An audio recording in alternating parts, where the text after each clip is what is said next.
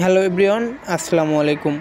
বেশি কিছু বলবো না, শুধু একটা কথাই বলবো, যদি কখনো কাউকে মন থেকে ভালোবাসতে না পারেন তাইলে প্লিজ তাকে মিথ্যা মায়ায় জড়ায়েন না। প্রকৃতির গভীরে তাকাও, তাইলে তুমি সব কিছু আরও ভালো করে বুঝতে পারবে।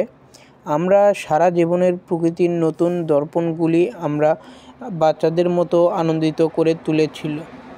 আমি মনে করি প্রকৃতির কল্পনা মানুষের চেয়ে বেশি। সে কখনোই আমাদের শিথিল হতে দেয় না। আসুন প্রকৃতিকে তার পথে চলার সুযোগ দেই। সে কাজ আমাদের চেয়ে ভালো বোঝে।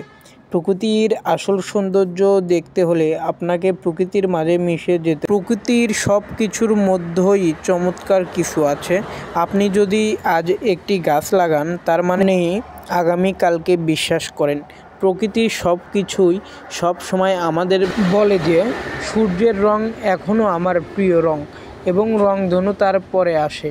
শুধু বেঁচে থাকাই যথেষ্ট নয়, জীবনে স্বাধীনতা, সুখ ও প্রকৃতির উপভোগ করাও প্রয়োজন। আসলে পরিবেশ যে সুন্দর, প্রকৃতি যে সুন্দর, আমরা তা বাহির থেকে কখনো ভাবতেও পারি না বা দেখতেও পারি না। যদি আমরা মনের ভাব প্রকাশ করি এবং অন্তর দিয়ে যদি আমরা এই প্রকৃতিগুলাকে দেখি, তাইলে আমাদের মনোরঞ্জন হবে। এবং প্রকৃতির মূল্য সেই বোঝে যে প্রকৃতিকে ভালোবাসে। প্রকৃতি কখনো কারোর জন্য থেমে থাকে না এবং প্রকৃতির সৌন্দর্য আমাদেরকে দেখায় না, সেটা আমাদের মনকে দেখাতে হবে এবং মনে করতে হবে যে প্রকৃতিরও একটা মন রয়েছে, একটা সুন্দর পরিবেশ রয়েছে। প্রকৃতিকে তো সেই ভালোবাসে যে প্রকৃতি বিশ্বাস করে, ভালোবাসে। সৌন্দর্যের এই প্রকৃতি যেন আমাদের মন ছুঁয়ে যায়। তো আমরা ভাবার কিছু নাই, আমরা যদি এই প্রকৃতিকে আরও দৃষ্টিভঙ্গন করে দেখি, আমাদের প্রকৃতিগুলো আরও সৌন্দর্য হবে। আর আমরা তো সকলেই জানি, যদি আমরা একটি গাছ লাগাই তবে এই গাছটা থেকেই কিন্তু আমরা ছায়া অনুভব করি।